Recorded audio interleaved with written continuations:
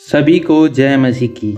आज हम चौथा अध्याय पढ़ने जा रहे हैं उत्पत्ति का। तो चलिए शुरू करते हैं।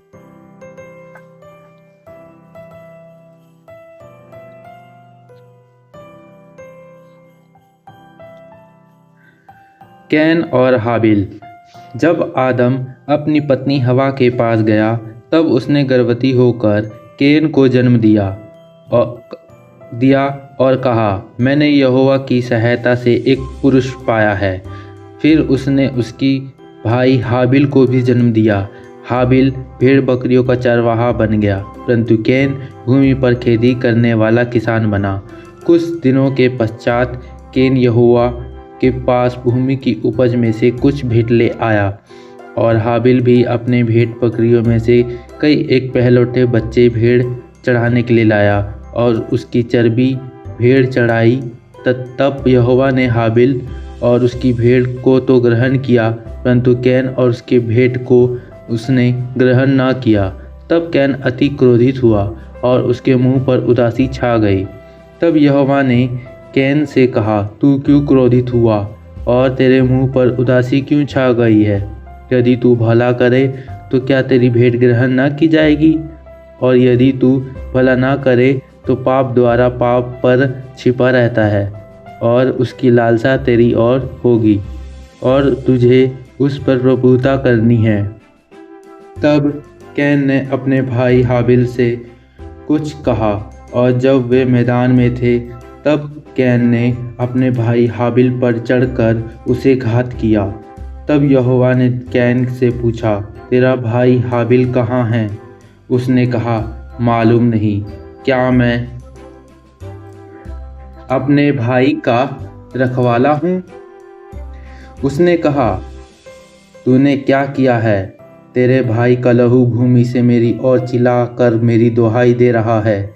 इसीलिए अब भूमि जिसने तेरे भाई का लहू तेरे हाथ से पीने के लिए अपना मुंह खोला है, उसकी ओर से तू शापित है। चाहे तू भूमि पर खेती करे तो भी उसकी पूंजी उपज फिर से तुझे न मिलेगी, और तू पृथ्वी पर भटकने वाला और भगोड़ा होगा।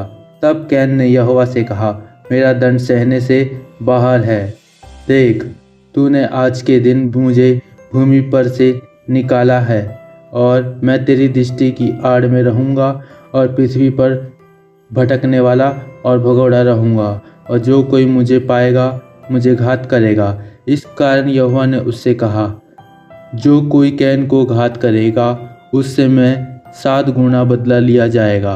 और यहोवा ने कैन के लिए एक चिन्ह ठहराया, ऐसा ना हो कि कोई उसे पाकर मार डाले। कैन के वंशज। तब कैन यहोवा के सम्मुख से निकल गया और नोद नामक देश में जो अदन के पूर्व की ओर है रहने लगा। तब कैन अपनी पत्नी के पास गया, तब वह गर्भवती हुई और उसने हनोक को जन्म दिया। फिर कैन ने एक नगर बसाया और उस नगर का नाम अपने पुत्र के नाम पर हनोक रखा। हनोक से इराद उत्पन्न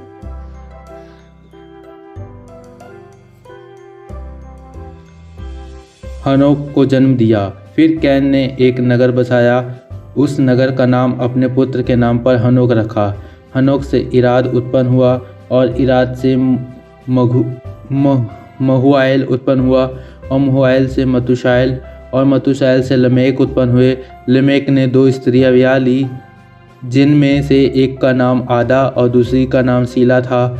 आदा ने याबाल को जन्म दिया।